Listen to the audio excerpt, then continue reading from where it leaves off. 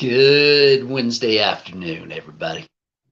I hope that this Wednesday finds you doing well and that you're enjoying this day. It's kind of different a little bit. It seems like in past episodes, it always seems like it's Wednesday when it is the coldest, when it is the windiest, when there is a chance of snow to some degree or ice, and actually today is actually gorgeous. Sun is shining, temperature is nice in the 70s, and the wind's not blowing out of control.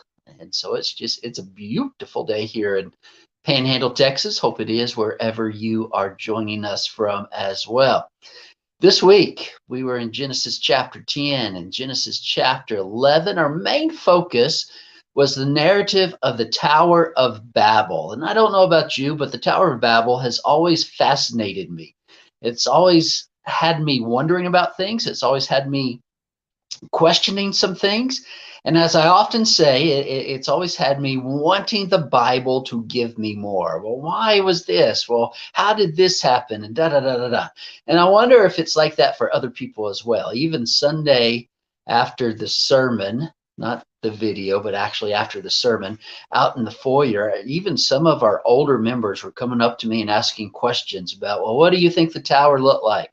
Well, what do you think this? Has there been archaeological evidence found that says that, yes, this was the Tower of Babel? Give you a few answers to that. Some people claim to have found the Tower of Babel, as far as I understand, but there's no hard evidence to say that it has been found. As far as what it looked like, I think a lot of pictures that you sees kind of this cylinder-looking tower that stretches up into the sky. I think that's probably very unlikely. Let's see if I can get it to pull up here. This was a picture I showed on Sunday during my sermon, and my title was Tower of Confusion, but you'll see Babylonian ziggurat that is there. Of course, the plains of Shinar is where the Tower of Babel was built. That would be modern-day Iraq. That would be ancient Babylonia. And so these are common to be found there. And I think this would be more likely what it would look like than maybe some of the cylinder tower looking, I don't know, pictures that are often found on the internet. Now, here's one of the interesting things to me is having one language. As 11:1 says, now the whole earth had one language and the same words. I can't imagine what that would be like to everybody on earth speaking the same language. You could go to anybody and you could have a conversation with them. You would understand each other based on the words that were being spoken to one another. And so it says here in verse 2, and as people migrated from the east, they found a plain in the land of Shinar and settled there. And they said to one another, come, let us make bricks and burn them thoroughly. And they had brick for stone, bitumen for mortar. Then they said, come, let us build ourselves a city and a tower with its top in the heavens. And let us make a name for ourselves, lest we be dispersed over the face of the whole earth. And I think that probably the sin that is committed here is that of pride, for one. Number two, disobeying God. If you look at Genesis 9:1, see what God told Noah and his sons.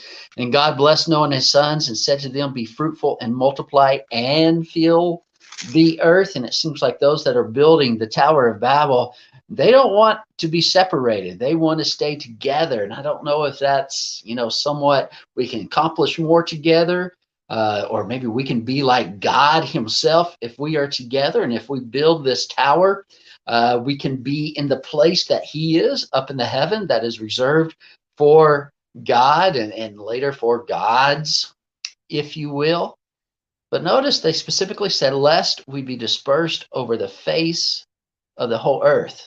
Okay, they wanted to be together. And so verse 5 tells us that the Lord came down to see the city and the tower, which the children of men had built. And the Lord said, behold, they are one people, and they have all one language, and this is only the beginning of what they will do. And nothing that they propose to do will now be impossible for them. And I really believe with that statement, God isn't saying uh, man can do anything, that nothing is impossible for them. Can you imagine all the good things that maybe that could include? But I think that God is really targeting on their sin and their rebellion to him. Okay, as long as they are together, as long as they are one, their rebellion is going to be great. No rebellion will be impossible for them. So God says this in verse 7, come, let us go down and there confuse their language so that they may not understand one another's speech. So the Lord dispersed them from there over the face of all the earth. And they left off building the city. Now notice they left off building the city. Okay. Now, whether or not that, there was a great portion of the tower that was built or not, or whatever it is, and that's what makes me question about, archaeology being able to find a tower and being able to say for certain, there it is. There's the Tower of Babel. So God confuses the language.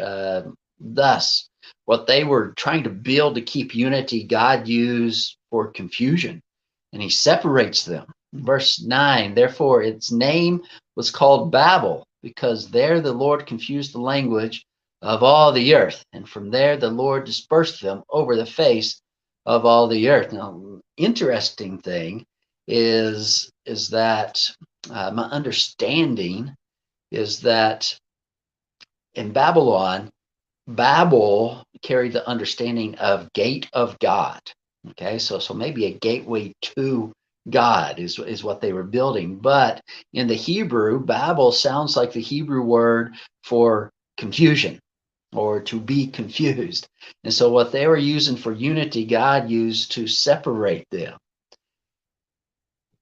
Now, the rest of chapter 11, that seems like an awful thing, right? I mean, we've just had the flood in chapter 6.